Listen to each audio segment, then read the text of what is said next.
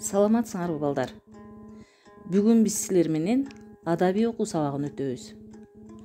Сабакты баштаардан мурда өзүбүзгө жагымдуу жагдай түзүп алалы. Эмесе баардыгыбыз өзүбүздүн жашообуздагы эң кызыктуу, эң кубанычтуу, эсте калган күндөрүбүздү эстейбиз. Эстедиңерби? Азаматсыңар. Силер мага төмөнкү суроолорго жооп берүүгө ойлонгулачы. Жамандык деген эмне? Жамандык деген эмне? Жамандык эмнеден келип чыгат деп ойлойсуңар? Жамандык эмнеден келип чыгат деп ойлойсуңар?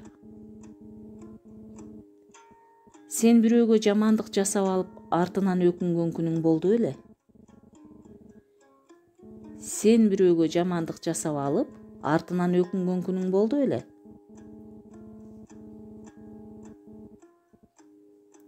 Азаматсыңар. Мен силердин эч кимге жамандык жасабаарыңарга ишенем. Эмесе бүгүнкү темабыз жамандык эмнеден келип чыгат деген казак эл жомогу. Бүгүнкү сабагыбыздын максаты балдар силер жомокту окуп, маанисин түшүнүп, ата-энелериңерге, бөөктөрүңөргө айтып бересиңер. Жамандык эмнеден келип чыгаарын түшүнөсүңөр. Өз оюңарды эркин, жеткиликтүү, көркөм айтып берүүгө машыгасыңар. Бирөөгө жамандык кылбоого, кең пейил болууга, кыйынчылыкта бири-бириңерге жардамдашууга үйрөнөсүңөр. Эмесе көңүл бургула. Илгери бир адам токой ичинде жашаптыр. Андан эч бир жаныбар коркпой, аны менен адамча сүйлөшөт экен. Бир күндөрү баягы киши дарактын түбүнө келип жатса, куштардын баары ошол жерге түнөмөк болушат. Жаныбарлар менен куштар өз ара аңгеме куруп, бири-биринен бул дүйнөдө жамандык кандайча пайда болот деп сурашат. Ошондо карга айтыптыр. Жамандыктын баары ачтыктан келип чыгат.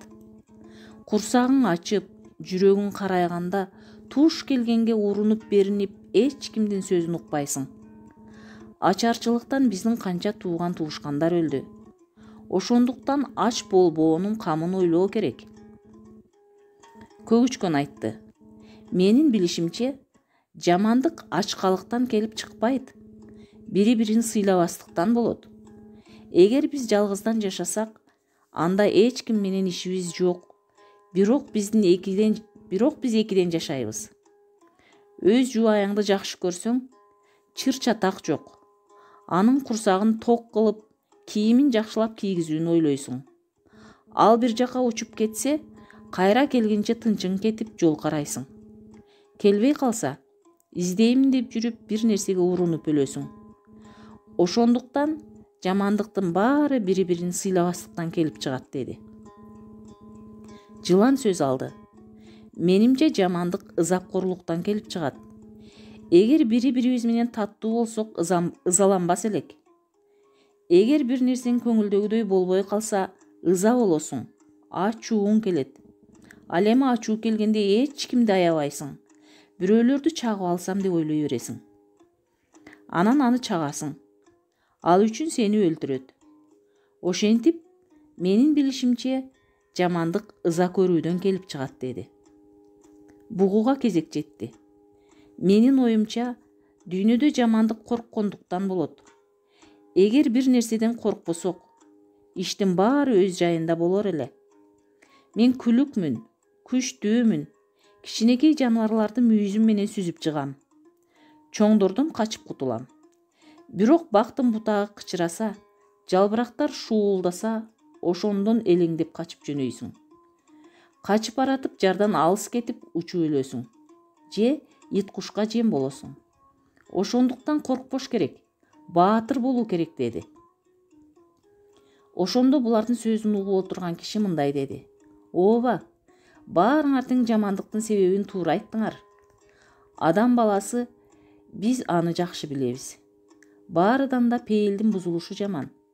пейилибиз кең болбосо эч бирибиз жамандык иш жасамак эмеспиз. Көрдүңөрбү балдар?